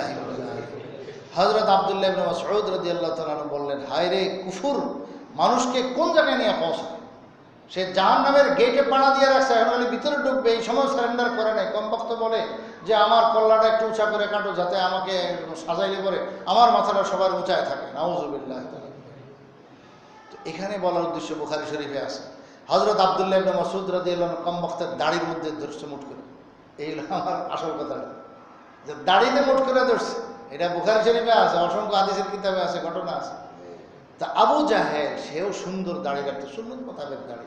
বাকি দাড়ি রেখে বেচারা পার পাবে না, যেহেতু ইমান নাই, বুঝলেন না, জাহান্নামে যাওয়া লাগবে। কিন্তু দাড়িটা ছিল তার, কারণ সে জানে দাড়ি রাখা এটা হলো একটা ন্যাচারাল ব্যাপার। আল্লাহ তাআলা সৃষ্টিগতভাবে, ফিতরিভাবে, জন্মগতভাবে আল্লাহ তাআলা এই পুরুষকে এই জিনিস আল্লাহ তাআলা দিচ্ছেন। এটা মানুষের স্বাভাবিক স্বভাবজাত, কাজে এর ব্যতিক্রমটা কেন? আমাদেরকে বিজাতিরা এমন শিখাইছে যে না, আমরা মুসলমান হওয়া সত্ত্বেও আমরা দাড়ি রাখবো না, নবীর খেলাফ খালি করতেছি, এবং এটা দৈনিক। এবং যারা বেশি কাটেন তো তারা শুক্রবারে তো আরও বেশি খাঁসেন, যেদিন পবিত্র দিন সেদিন আরও বেশি কাটে। ভাই এটা এই ব্যাপারে আমাদের একটু ফিকির করা দরকার। কাউকে কোনো লজ্জা দেওয়ার জন্য বলি নাই, মাসলাগুলো আমার জানাইতে হবে, বলতে হবে, দিন শরীয়তের কথা। সমস্ত সাহাবায়ে কেরাম রাসূল করিম সাল্লাল্লাহু আলাইহি ওয়াসাল্লামের এই সুন্নতকে মজবুত করে আঁকড়ে ধরেছেন। একজন সাহাবী পাইবেন না সোয়া লক্ষ সাহাবায়ে কেরামের মধ্যে যে জীবনে কোনোদিন দাড়ি কামাইছে, কোশ্চিন কালেও নাই। এবং সাহাবায়ে কেরামও না, তাবেঈন কেরামের মধ্যে একজন আপনি দেখাইতে পারবেন না, তাবেঈন পরে তবে তাবেঈন পর্যন্ত না। এইভাবে আজ পর্যন্ত যত নেক মানুষ আছে, কোনো মানুষ, কোনো মুসলমান নেককার সালেহীন তাদেরকে বলে, যাদের ব্যাপারে আমরা আত্তাহিয়াতুর মধ্যে পড়ি ওয়ালা ইবাদিল্লাহিস সালিহিন, যে আল্লাহ আপনার নেক বান্দাদের উপর আপনি বিশেষ রহমত নাজিল করেন। প্রত্যেক নামাজের মধ্যে আমরা আত্তাহিয়াত পড়তেছি, দোয়া করতেছি। এই আল্লাহ পাকের নেক বান্দা কারা? এই সমস্ত নেক বান্দারা দেখেন যে সবাই দাড়ি রাখতেছে, এবং এই দাড়ি রাখা এটার দ্বারা অনেক ফায়দা আছে। আল্লাহ তাআলা কত বরকত যার ভিতরে রাখছেন।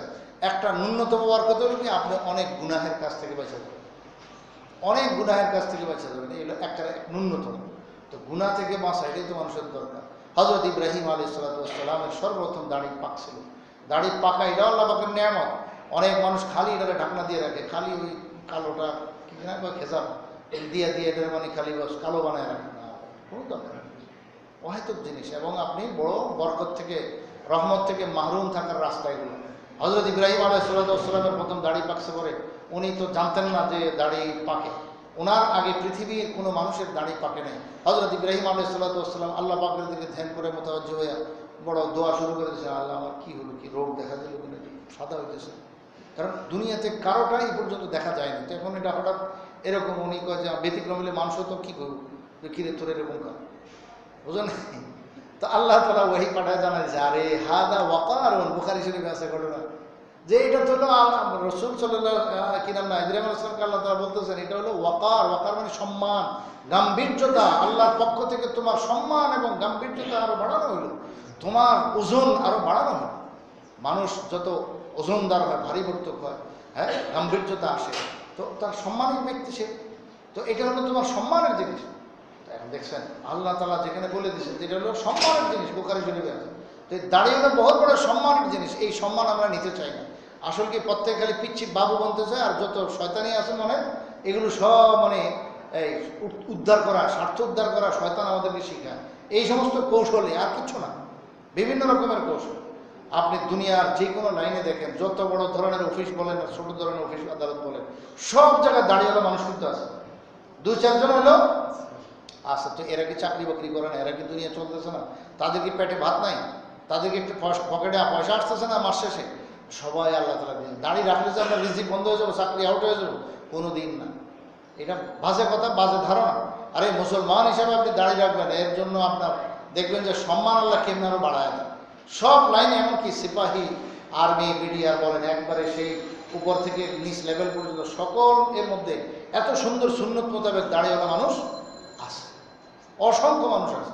তো এটা আসলে হিম্মতের ব্যাপার, একটু করে বাস শুরু করে দিলে হয়ে। তো হাদা ওয়াকারুন বলছেন যে এটা হলো সম্মান। তখন ইব্রাহিম আলাইহিস সালাম বলেন আল্লাহুম্মা ফাযিদনি, আল্লাহ অল্প একটু না পাকছে, আপনি পুরোটা পাকায় দেন। দোয়া করছেন উল্টা, ফাযিদনি, আল্লাহ তুমি বাড়ায় দাও, আর মানে পুরো দাড়ি সব পাকায় দাও।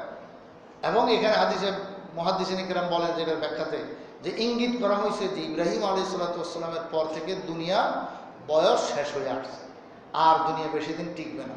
ঠিকই ইব্রাহিম আলাইহিস সালামের পরেই তো অল্প, হ্যাঁ, কয়েক মানে সহস্র, অল্প কয়েক সহস্রের পরে আমাদের নবী করিম মুহাম্মদ রাসূলুল্লাহ সাল্লাল্লাহু আলাইহি ওয়াসাল্লামকে আল্লাহ দুনিয়াতে পাঠিয়ে দিয়েছেন, যিনি সর্বশেষ নবী। তো সর্বশেষ নবী দুনিয়াতে আসা মানে হলো কিয়ামত কি হয়ে গেছে, ঘনায় গেছে, কিয়ামত ঘনায়। আল্লাহ।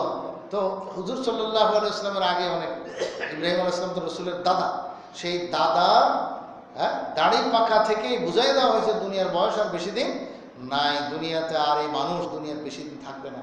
তো ভাই আখিরাতমুখী সবাই। তো এখন দাড়ি পাইকে গেলে এটা তো তার জন্য সম্মান। এবং রাসূল সাল্লাল্লাহু আলাইহি ওয়াসাল্লাম কত বড় সুসংবাদ বলছেন, ইন্নাল্লাহা ইয়াস্তাহয়ী মিন শাইবাতিল মুসলিম। আল্লাহ রাব্বুল আলামিন মুসলমান সাদা দাড়ি এবং চুল নিয়ে আল্লাহ পাকের কাছে দোয়া করলে খালি হাতে ফিরাইতে আল্লাহ রাব্বুল আলামিনের লজ্জা। এই হাদিস লজ্জা। হযরত হাকিম মুহাম্মদ থানভী রাহমাতুল্লাহ আলাইহি ঘটনা লিখেছেন কিতাবে, যে এক লোক দুনিয়া ভর বড় মজা ছিল, খালি হাসাইতো। যে মজলিসে রসিক মানুষ থাকে না কিছু, খালি হাসাইতো। একবার এই হঠাৎ ইন্তেকাল ওনার হবে বলে বুঝছেন উনি, মানে একবারে পুরো ইয়া হয়ে গেছে, কি বলে অসুস্থতা এমন দেখা দিছে ওনার নিজের জীবনের আর আশা নেই। যখন এরকম হয়ে গেছে তখন উনি ছেলেদের ডাকছে, সবাই ডাকে বলে যে বাবা আমি মনে হয় বাঁচবো না, তো আমার একটা ওসিয়ত তোমরা অক্ষরে অক্ষরে পালন করবা, ওয়াদা করে পালন করবা কিনা। বাবা কি জিনিস? অবশ্যই পালন করবো। আমি মরে গেলে আমার দাড়ির মধ্যে তোমরা আটা ময়দা মাখিয়ে দিই, পাউডার সাদা। তো দাড়ি কিন্তু ওনার পাকে নেই, কাঁচা। সন্তানদেরকে ডাইকা বলে দিয়েছেন যে দাড়ির মধ্যে আটা ময়দা লাগাই দেয়। এখন হলো আমার যে কি এটা আবার কোনো কথা। এই ওসিয়ত, হাই ওসিয়ত পালন করবো তো, খুব বারবার শাসায় একবার ওয়াদা করায় নিছে। এখন ঠিকই যখন মারা গেছে, মারা যাওয়ার পরে যথারীতি আপনার সেই গোসল দেওয়া হয়েছে, কাপড় পরাইছে। এইবার ওসিয়ত তো পালন করতে হবে। সন্তানরা বলছে আমার বাবা জানি না দুনিয়াতে তো বহুত হাঁস রসের মধ্যেই কাটাইছেন, রসিক মানুষ ছিলেন, এখন কি জন্য কইছে কে জানে, যাই হোক। তো আটা ময়দা মাইখে দিয়েছে, একদম দাড়িগুলো সব সাদা হয়ে গেছে। আসলে তো কালো কালো দাড়ি, কিন্তু সাদা করে পরে এইভাবেই বস ওনারে কাফন করানো হয়েছে। এখন লোকজন জানাজার আগে দিয়ে দেখে বা আগে পরে যে দেখে, আসলে নিয়ম হলো আগে দেখা পরে দেখার নিয়ম না। জানাজা হয়ে গেলে হাদিসে এটাও নিষেধ আছে যে জানাজা দেওয়ার পরে আর কেউ লাশ খুলবে না, দেখাবে না, বস দাফন করবে। যা দেখা দেখি সব আগে। এর অনেক হিকমত আছে, অনেক কারণ আছে। যাই হোক, হুজুর সাল্লাল্লাহু আলাইহি ওয়াসাল্লামের এই তো এখন মানুষ তো দেখতে আসছে, আয়সা যেই কাফনের মুখ খোলে তো মানুষ অনেক খটখটে হাসা দেয় যে আরে দুনিয়াতে জীবনভর বহুত হাসাইলাম, মরার পরেও আমরা হাসাইলাম, যে আটা ময়দা মাইকে এইভাবে দাঁড়িয়ে দিতেই কাণ্ড করলাম, কি জন্য করলাম আল্লাহ জানে। যাই এই লোক যখন দাফন কাফন হলো জানাজার পর, এরপরে ওই জমানার বুজুর্গ অনেক নেক মানুষরা স্বপ্নে দেখে যে আল্লাহ তাআলা তাকে কবরের মধ্যে জিজ্ঞেস করছেন, ফেরেশতাগণ জিজ্ঞেস করছেন যে কি ব্যাপার তুমি এরকম করলা কেন। তখন সে নাকি বলছে, আল্লাহ আমি আপনার নবীর একখানা হাদিস শুনেছি যে নবীজি সাল্লাল্লাহু আলাইহি ওয়াসাল্লাম বলেছেন যে আমার উম্মতের দাড়ি সাদা অবস্থায় আল্লাহ দেখলে তখন তাকে আযাব দিতে আল্লাহ পাকের লজ্জা। তো কাজে আমি দেখলাম যে জোয়ান কালে মরে যেতেছি, দাড়ি তো পাকে নাই, ভাবলাম যে এখন কেমনি কি করি, তো এটা সাদা বানাইবার ব্যবস্থা করছে আটা ময়দা দিয়ে, তাই আমি এই ওসিয়ত করে আসছি। হযরত হাকিম মুহাম্মদ থানভী রাহমাতুল্লাহ আলাইহি বলেন যে হয়তোবা ফেরেশতা মুনকার নকির হেরাও দেখেও তো আসছে কিনা আল্লাহ জানে, যে কিরে এরকম মাইয়ের তো আমরা দেখি নাই যে আটা মাই খেলে আনে বলেন। তো এখন ঘটনা তো ঘটনা, এটা কোনো হাদিস না, কিন্তু ঘটনা হযরত থানভী রাহমাতুল্লাহ আলাইহি লিখেছেন কিতাবে। আল্লাহু আকবার। তো অহেতুক না, বুজুর্গানে দিন এই সমস্ত কথা শুনাইছেন।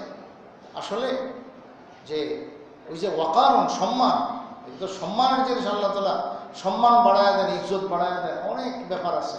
এবং বড় ফায়দার মধ্যে একটা ফায়দা হলো কি যে গুনাহ থেকে বাঁচা, অনেক গুনাহ থেকে অটোমেটিক বাঁচা যায়, অনেক গুনাহ থেকে বাঁচা যায়। তো ভাই দাড়ি বড় করা এটা আল্লাহ পাকের বিশেষ হুকুম, রাসূল সাল্লাল্লাহু আলাইহি ওয়াসাল্লামের বিশেষ হুকুম। এবং কাটা হলো হারাম কবিরা গুনাহ। এবং দাড়ি সাদা হয়ে গেলে এটাকে সাদাই রাখা চাই, এটার মধ্যে কালো ভেজাল দিয়া রং দিয়া এটার অন্যরকম না বানানো চাই, শুধুমাত্র কালোটা বাদ দিয়া যে কোনো রং করতে পারে, কালো বাদ দিয়ে। তো কালো বাদ দিয়ে হুজুর সাল্লাল্লাহু আলাইহি ওয়াসাল্লাম পছন্দ করছেন হলো মেহেন্দির রং, সেটা কারো যদি পছন্দ লাগে করতে পারে। তবে এটাও আমার মনে রেখেন, রাসূল সাল্লাল্লাহু আলাইহি ওয়াসাল্লাম নিজের দাড়িতে কিন্তু মেহেন্দি লাগান না, এটা মনে রেখেন। অনেকে বলে যে দাড়িতে মেহেন্দি দিছে, এটার ব্যাপারে সঠিক কথা হলো যে রাসূল সাল্লাল্লাহু আলাইহি ওয়াসাল্লামের দাড়ি ওই পরিমাণ পাকে নাই যে মেহেন্দি লাগাবেন। হযরত আনাস রাদিয়াল্লাহু আনহু যিনি রাসূলের 10 বছরের খাদেম, তিনি বলেন যে রাসূল সাল্লাল্লাহু আলাইহি ওয়াসাল্লাম মাত্র 20-22টা দাড়ি চুল পাকছে, তাও 4 জায়গা দিয়ে। এই আপনার 1 নম্বর এই যে থুতনি এবং এই নিচে দিয়ে এখানে কয়েকটা দাড়ি পাকছে, আর ডান দিকে এইদিকে কয়েকটা, বাম দিকে কয়েকটা, মাথার চুল এদিকে কয়েকটা। তো কয়দিকে হলো ভাই?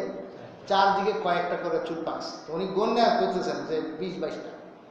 আচ্ছা 20-22টা চুল পাকলে কেউ তাও 4 জায়গা দিয়ে, তো এরকম চুল দাঁড়িয়ে কেউ মেহেন্দি লাগায়? মেয়ে লোক মানুষ আবার মাসলা আবিষ্কার করছে একটা, পায়ে মেহেন্দি লাগানো নিষেধ, কারণ রসুল সাল্লাল্লাহু আলাইহি ওয়াসাল্লাম দাড়িতে লাগাইছে।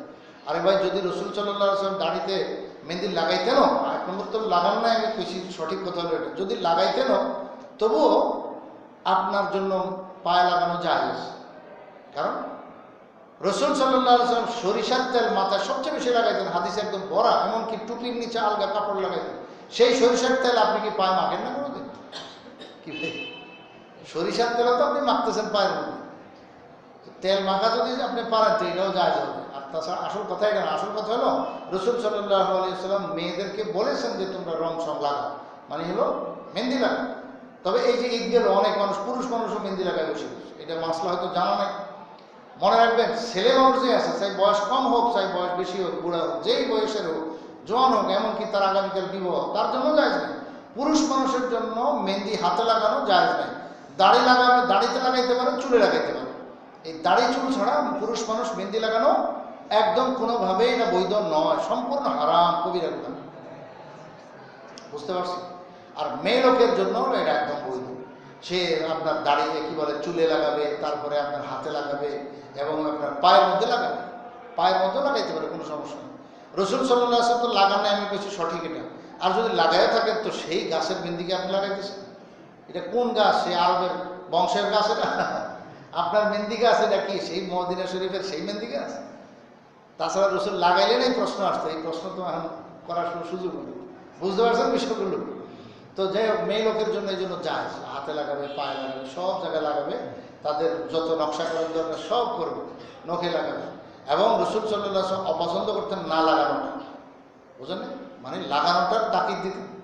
মাঝে মাঝে রসুল সাল্লাল্লাহু আলাইহি ওয়াসাল্লাম কোনো এরকম ঘরে কোনো মেয়ে লোক যদি কোনো কথা বলার জন্য, কিছু দেওয়ার জন্য, কোনো কিছু রসুলকে আগায় দেওয়ার জন্য হাত দিয়ে মহিলা মানুষ আগায় দিতেন, রসুল পর্দা করতেন। কিন্তু এরপরেও যদি কোনো সময় আপনার কোনো মহিলা মানুষ, মেয়ে মানুষ রসুলকে কোনো জিনিস আগায় দেওয়ার জন্য যদি হাত আগাইতেন, তো অনেক সময় যে নখ দেখে ফেলতেন এবং হাতের তালু কিছুটা দেখা যেত, তখন রসুল সাল্লাল্লাহু আলাইহি ওয়াসাল্লাম নারাজ হইতেন যদি মেহেন্দি না দেখতেন। কি বলতেন? হ্যাঁ, এটা কি পুরুষের হাত না মেয়ে লোকের হাত? কোনো পার্থক্য নাই। কেন তোমাদের হাতে পুরুষের মতো সাদা সাদা হাতে কেন মেহেন্দি নেই, হাতে কেন রং সং নাই? দেখছেন, এটা রসুল সাল্লাল্লাহু আলাইহি ওয়াসাল্লাম বলতেন। তাহলে মেয়ে লোকের জন্য এটা লাগানো হুকুম আছে। তবে আম্মাজান আয়েশা লাগাইতেন না, এই আরেকটা কথা শুনি, আম্মাজান আয়েশা কখনো লাগাইতেন না। কেন? রসুলের জীবদ্দশায় পর্যন্ত, এন্তেকালের পরে লাগাইছে সময় মতো, এর আগে লাগান নেই। কেন লাগান নেই সেটাও কারণ আছে হাদিসে। আম্মাজান আয়েশা রাদিয়াল্লাহু আনহা বলেন, মেহেন্দি লাগাইলে গন্ধ আছে, কি ভাই গন্ধ আছে না, হাতে গন্ধ লাগে। আর রসুল সাল্লাল্লাহু আলাইহি ওয়াসাল্লাম গন্ধ থেকে অনেক বেশি পরহেজ করতেন, দূরে থাকতেন। আম্মাজান আয়েশা বলেন, এই জন্য রসুল সাল্লাল্লাহু আলাইহি ওয়াসাল্লাম জীবদ্দশায় আমি কোনো সময় মেহেন্দি লাগাইতে পারিনি, শুধু এই ডরে যে রসুলের অপছন্দ লাগবে, বুঝলেন? যেটা রসুল সাল্লাল্লাহু আলাইহি ওয়াসাল্লামের খাতিরে লাগান না। যাই হোক, তো ভাই কতগুলো মাসলা আবার মাঝখানে এসে গেল। তো আমি কথা যেটা বলতেছিলাম যে মেহেন্দি লাগাবেন, দাড়িতে আপনি চুলে মেহেন্দি খুব লাগান, খুব সমস্যা নেই, কিন্তু কালো খেসাব করে একবারে পুরো জোয়ান বনে থাকা কি ফায়দা ভাই? আপনি লাগাইছেন ইন্ডিয়া সব কালো, কিন্তু গোড়া তো সাদা দেখা যায়। কি ভাই, দেখতে হলো তো দেখতেছে যে আপনি জোয়ান মানুষ না বুড়া মানুষ, সবগুলোর গোড়া কি দেখা যায়? 2 দিন পরে সাদা বাইরে দিতেছে, তো ফায়দা কি? কতক্ষণ আপনি এরকম ঢাকনা দিয়ে রাখবেন? কোনো দরকার না, অহেতুক কাজ, টাকাও নষ্ট, সময়ও নষ্ট, আর মাঝখানে গুণও কমায়। এটা অনেকেই করে। শুধুমাত্র 2 ক্ষেত্রে যা আছে, এক হলো যুদ্ধের পরিস্থিতিতে, তো যদি মুজাহিদিন জিহাদ করার জন্য কাফেরদের সঙ্গে আপনার ময়দানে যাইতেছে, এখন সে বয়স যে তার কম এবং যুবক, সে এটা বুঝাইবার জন্য, কাফেরদেরকে ভয় দেখানোর জন্য বুড়ো মানুষ সাদা দাড়ির মধ্যে কালো খেজাব লাগাই একবারে পুরা বিসমিসে কালো বানায় জোয়ান বনে যাওয়া, এটা তার জন্য বৈধতা আছে। কিন্তু এরকম যুদ্ধের পরিস্থিতি কি আমাদের দেশে আছে? কোনানে আপনি কাফের মারতে যাবেন যে আপনি এরকম দাড়ির মধ্যে কালো খেজাব লাগাইবেন? এই হলো 1 নম্বর। 2 নম্বর আরেকটা হলো যে বৃদ্ধ বয়সে দাড়ি পাকার পরে কেউ যদি কোনো কারণে, স্ত্রী মারা গেছে বা তালাক হয়ে গেছে বা যে কোনো কারণে সংসার ভেঙে গেছে, এখন নতুন করে সংসার করতে হবে, আর সে অল্প বয়সের যুবতী কোনো নারীর সাথে বিবাহ হইতে পারে, অল্প বয়সের যেই নারী তার এই সাদা দাড়ি পছন্দ করবে, তাইলে এই ক্ষেত্রে বৈধতা আছে। তবে যদি এখন তার যে বয়স, এইরকম বয়সেরই, এরকম বয়সে কোনো নারীর সাথে বিবাহ, তো সমস্যা নেই, বুঝলেন? সেও আধা বয়সের, যেই মেয়ের সাথে বিবাহ হয়েছে তারও আরেক জায়গায় বিবাহ হয়েছে, তারও ছেলে সন্তান ছিল, মারা গেছে বা যেই হোক, এখন সে কি, সেও আধা বয়সে। তো এখন দুইজনের বিবাহ হলে সে যদি অপছন্দ না করে, তাইলে এখানে কেন কালো খেজাব লাগাবে? এখানেও কালো খেজাব লাগানোর প্রয়োজন নেই। শুধু এরকম বয়সে যদি তারতম্য হয় এবং স্ত্রী অপছন্দ করে তাইলে জায়েজ। তবে আপনার আমার স্ত্রী যে, সে তো আমাদের সময় মতো বয়স হয়েছে, বিয়ে হয়েছে আমাদের, আমাদের জোড়া আছে, তো এ যদি এখন আপনার বুড়াকালে অপছন্দ করে, তো এটা কিন্তু জায়েজ না, এটা কিন্তু জায়েজ না। অনেকে এই বাহানা দেখো যদি স্ত্রী পছন্দ করে না। আর স্ত্রী কোনটা পছন্দ করে? দাড়ি রাখাও তো পছন্দ করে না, তো কি দাড়ি কামাই ফেলবেন? স্ত্রীর কথা দাড়ি কামাইবেন, পরে আখেরাতে কি জবাব দিবেন? আল্লাহ, এগুলো বোঝা উচিত। আল্লাহ তাআলা আমাদের বোঝার তৌফিক দান। তো ওয়ালাকিন নাহানি রব্বি বলছেন, এবং আমার আনি রব্বি বলছেন। রাসূল সাল্লাল্লাহু আলাইহি ওয়াসাল্লাম বলছেন, আমার রব তো আমাকে নিষেধ করেছেন, আমার রব তো আমাকে আদেশ করেছেন। নিষেধ করেছেন কি? কোনটা? কামানো নিষেধ। আর আদেশ করেছেন কি? দাড়িকে বড় করা। হুজুর সাল্লাল্লাহু আলাইহি ওয়াসাল্লাম ওই দূতদের থেকে, ওই আপনার দুইজন যে গেছিল রসুলকে অ্যারেস্ট করার জন্য, তাদের থেকে মুখ ফেরায় নিয়েছেন। মনে রাখবেন, রসুল সাল্লাল্লাহু আলাইহি ওয়াসাল্লাম এখানে যদি মুখ ফেরায় নিতে পারেন, তাহলে হাসরের ময়দানে, এবং বরং হাসরের ময়দানে আগে কবরে রসুলের সঙ্গে যখন সাক্ষাৎ হবে, হাদিস আছে না যে 3টা প্রশ্ন হবে। তৃতীয় প্রশ্নই তো এটা যে মান হাযার রাজুলুল্লাযী বুইসা ফীকুম। রসুল সাল্লাল্লাহু আলাইহি ওয়াসাল্লামের চেহারা মোবারক দেখায় বলা হবে যে ইনাকে চিনো, ইনি কে? যদি আমার আপনার মুখে দাড়ি না থাকে, আল্লাহ না করেন, আল্লাহ না করেন, তাহলে ওই সময় রসুল সাল্লাল্লাহু আলাইহি ওয়াসাল্লাম তো মুখ ফিরে ফেলবেন। তো রসুল মুখ ফিরে ফেললে তখন এখন পরকালে কি অবস্থা হবে? আর কোনো উপায় আছে? এই জন্য আখেরাত ভাবা চাই। ভাই, কোন সময়কার মৃত্যু আসে। এখন জোয়ান মরে, বুড়া মরে, সবাই মরে, সব বয়সী মানুষ মরে। এখন আর মানুষ, জোয়ান মানুষ আর আশা করতে পারে না যে আমি অনেকদিন বাঁচবো। হঠাৎ করে মানে হার্ট অ্যাটাক হয়, হঠাৎ করে মারা যায়। আল্লাহ তাআলা কারে কোন সময় ধরেন কোনো ঠিক নেই। তো এই জন্য এটা এমন এক গুনাহ যে এটা গুনাহের জারিয়া, সরকার জারিয়া যেরকম সবসময় সব পাইতে থাকে, এটার মধ্যে এরকম গুনাহের জারিয়া, সবসময় গুনাহ হইতে থাকে। যে এই জন্য এই অহেতুক গুনাহ থেকে আমরা পরহেজ করা, এটা আমাদের জন্য বহু বড় জিম্মাদারি। আমরা তওবা ইস্তেগফার করে একদম নিজেদেরকে পাক সাফ করে নিই। আল্লাহ তাআলা আমাদেরকে বুঝবার তৌফিক দান করেন, এবং আমরা সবসময় এটাই পড়বো, আলহামদুলিল্লাহি রাব্বিল আলামিন। উঠতে নামতে বসতে যে কোনো ভালো জিনিস দেখলে সমস্ত প্রশংসা রব্বুল আলামিনের জন্য। তো কথা তো ঠিক। এবং রব্বুল আলামিনের জন্য কেন? ওই কেন কারণটা রব্বুনের মধ্যে এসে গেছে। কেন? এটার কারণ হলো যে আল্লাহ তাআলা যেহেতু আমাদেরকে লালন পালন করেন, আমাদেরকে খানা খাওয়ান, আমাদের সুখ শান্তি দেন, এই জন্যই তার জন্য সমস্ত প্রশংসা। তাহলে রব্বিল আলামিন এটা হলো আসলে কারণ বলা হয়েছে, যে সমস্ত প্রশংসা আল্লাহর জন্য। কেন? যেহেতু তিনি সমস্ত জাহান জগতের পাল নেওয়ালা, তিনি আমাদেরকে লালন পালন করতেছেন, তিনি আমাদেরকে এত আদর যত্ন দিতেছেন, এত মায়া দিতেছেন, এবং এত সুখ শান্তি দিতেছেন, সব তিনি দিতেছেন। তো কাজেই তার জন্যই তো সমস্ত প্রশংসা। আল্লাহ তাআলা আমাদেরকে বোঝার আমল করেন। আলহামদুলিল্লাহ রাব্বিল আলামিন, ওয়াসসালাতু ওয়াসসালামু আলা সাইয়্যিদিল আনবিয়া'i ওয়াল মুরসালিন ওয়া আলা আলিহি ওয়া আসহাবিহি আজমাইন। আল্লাহুম্মা লা উহসি সানাআন আলাইকা আনতা কামা আসনাইতা আলা নাফসিক। মাওলায়া সাল্লি ওয়া সাল্লিম দাইমান আবাদা আলা হাবিবিকা খায়রুল খালকি। ইয়া আল্লাহ, ইয়া আরহামার রাহিমিন, আমরা গুনাহগার। আল্লাহ, আপনি আমাদের গুনাহকে মাফ করুন। আল্লাহ, আপনি আমাদের গুনাহকে মাফ করুন। আল্লাহ, কোরআনে কারীমের এই মজলিসকে আপনি কবুল ও মঞ্জুর করুন। আল্লাহ, আপনি আমাদের এই মজলিসের মধ্যে বরকত নসিব করুন। আল্লাহ, যা কিছু আলোচনা হয়েছে, মুযাকরা হয়েছে, মাওলা ত্রুটি বিচ্ছুতি থাকলে মাফ করে দিন, কবুল ও মঞ্জুর ফরমান, হেদায়েতের উসিলা বানায় দিন। আল্লাহ, আমাদের নাজাতের উসিলা বানায় দিন। আল্লাহ, আমাদের যার যে হাজত জরুরত আছে সব পূরণ ফরমান, সকলের সমস্ত পেরেশানি দূর ফরমান। আল্লাহ, আমাদেরকে নেক আমলের তৌফিক দান করেন। আল্লাহ, মওতের আগে মওতের সামান তৈরি করার তৌফিক দান করেন। আল্লাহ, আমাদের সমস্ত গুনাহ খাতা মাফ ফরমান। আল্লাহ, দাড়ি না রাখা, দাড়ি কাটার যে গুনাহ খাতা আছে, আল্লাহ এগুলো অহেতুক গুনাহ, আল্লাহ গুনাহ থেকে আপনি আমাদেরকে বাঁচবার তৌফিক দান করেন। রাসূল করিম সাল্লাল্লাহু আলাইহি ওয়াসাল্লাম, সাহাবায়ে কেরামের সুন্নাত মোতাবেক এবং পুরা উম্মতের যে অবিচ্ছিন্ন আমল এবং কর্মধারা, দাড়ি সুন্নাত মোতাবেক রাখা, আল্লাহ এই আমলের উপরে আমাদেরকে অটল অবিচল মজবুত থাকার তৌফিক দান করেন। আল্লাহ, যারা ভুলবশত আল্লাহ কাটতেছেন মাওলা, তাদেরকে আল্লাহ আপনি তওবা করার তৌফিক দান করেন। সবার গুনাহ আপনি মাফ ফরমান। আমরা যারা দাড়ি রাখছি মাওলা, আমাদেরকে শয়তানের ফেরেব থেকে আপনি হেফাজত করেন। আল্লাহ, মওত থেকে আমাদেরকে হেফাজত ফরমান। আমাদেরকে আল্লাহ দাড়ি সুন্দরভাবে রেখে আপনাকে রাজি খুশি রেখে চলবার তৌফিক দান করেন। আল্লাহ, আমাদের এক মুহূর্ত আমাদের হালাতের গর্ব নাই, আত্মগর্বমান গরিব আমাদের নাই মাওলা। কোন সময় মানুষকে শয়তান গুমরা করে ফেলে, আল্লাহ আপনি আমাদেরকে হেদায়েত নসিব ফরমান, হেদায়েতের উপর অটল অবিচল থাকেন। রাখেন, তৌফিক দান করেন। ইহদিনাস সিরাতাল মুস্তাকিম, ইহদিনাস সিরাতাল মুস্তাকিম, ইহদিনাস সিরাতাল মুস্তাকিম। আয় আল্লাহ, আপনি আমাদেরকে সিরাতুল মুস্তাকিমের পথ দেখান, সহজ সরল পথে আপনি থাকার তৌফিক দান করেন। আয় আল্লাহ, আমাদের সমস্ত জরুরত আপনি গায়েব থেকে পুরা ফেলান, সকল পেরেশানি থেকে হেফাজত ফরমান, জানে মালে আমাদের বরকত নসিব ফরমান, আমাদের জান মাল সব কিছু আপনার জন্য, আপনার দ্বীনের জন্য কোরবান করার তৌফিক দান করেন। আয় আল্লাহ, মজলিসে যারা শরীক হয়েছেন মাওলানা, তাদের সবাইকে কবুল ফরমান, সবার আশা যাওয়া মেহনতকে আপনি কবুল ও মঞ্জুর করুন। আয় আল্লাহ, সবাইকে এরকম বুঝবার তৌফিক দান করেন, আসবার তৌফিক দান করেন। আল্লাহ, মজলিসগুলোকে আম আপনি কবুল নসিব ফরমান, কবুলিয়ত নসিব ফরমান। ওয়া সাল্লাল্লাহু আলা নবিয়িল কারীম ওয়া আলা আলিহি ওয়া আসহাবিহি আজমাইন। আমিন বিরহমাতিকা ইয়া আরহাম।